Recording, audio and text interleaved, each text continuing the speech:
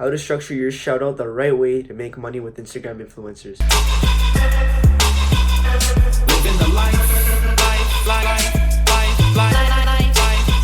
of an entrepreneur.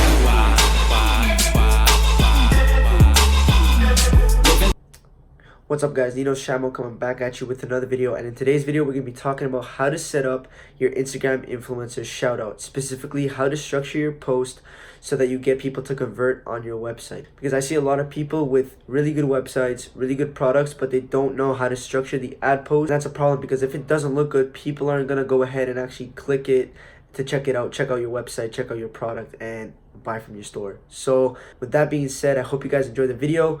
Make sure to leave a like, comment, and subscribe to my channel. Hope you guys enjoy.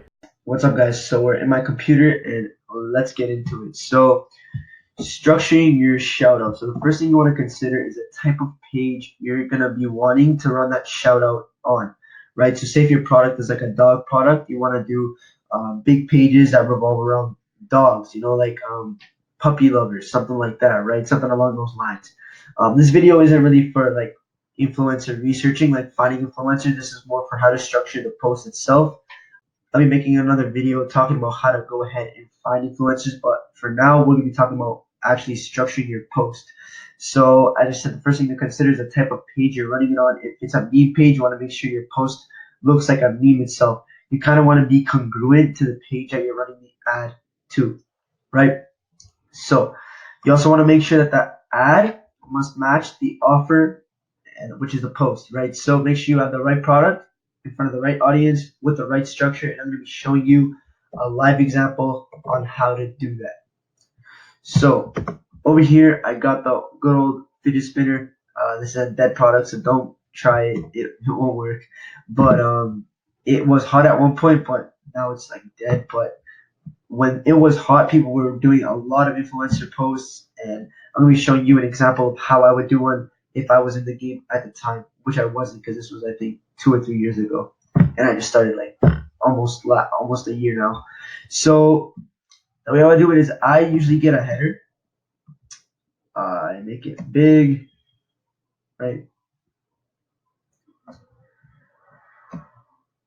pretty big, and for the header I don't include any emojis, right? So I'll be like the toy that, and I'll put like dot dot dot, right? Just so I keep people on it, because when they see a header like that says dot dot dot, then they're gonna want to read the rest, which is gonna be underneath it. So make it big, bold. I make sure the image is like dead in the center.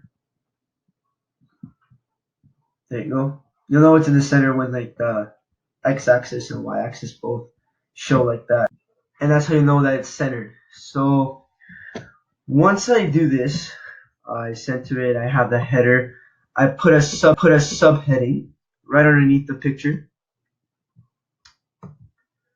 make it bigger, just not as big as the header, and I usually write the toy that every kid is talking about. I was going to say playing with, but talking about sounds a bit better. Now with the subheading, this is where I put emojis. This is where I include fire emojis, or even like party emojis, heart emojis. So let's just go fire emoji. There you go.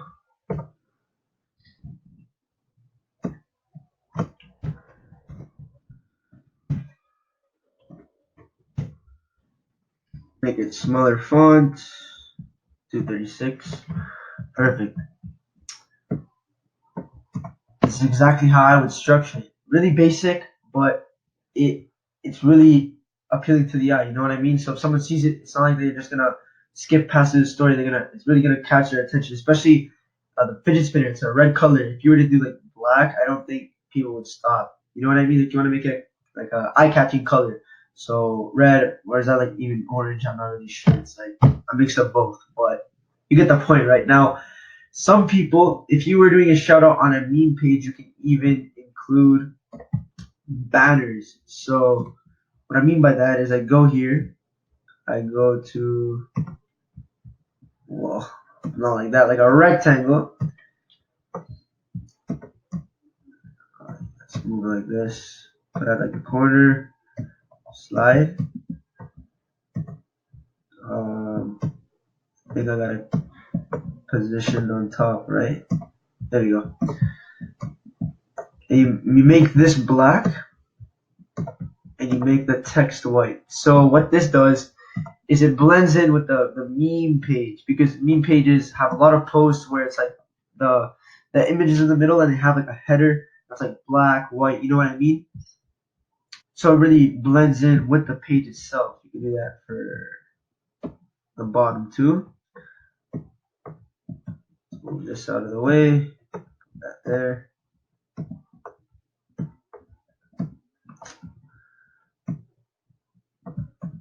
Okay, perfect. Position it above. There we go. Turn this black and turn this white. Perfect. You can even do that on the main page. And that's pretty much exactly how I would do things. I really hope you guys implement these strategies when you guys are doing Instagram influencers, because I see so many bad posts that just aren't working. So make sure you guys are doing it the right way. There's multiple ways of doing things. So say for example, you set one up like this, you set one up the way without the banner. You kind of just get like a friend to look at both, and he or she will tell you which one's the best one. If you found any sort of value at all from this video, make sure to leave a like and comment and subscribe to my channel. Another tip for you guys is when you guys are doing Instagram influencer shoutouts, make sure you're testing different variables, such as different product images for your ad posts, different titles, different colors. There's so many things you could test. Some things will work, some things might not work. There's no such thing as a perfect ad, because as long as you have the right product in front of the right audience with the right structure, you'll make tons of sales. Hope you guys enjoyed. Stay tuned for my next video.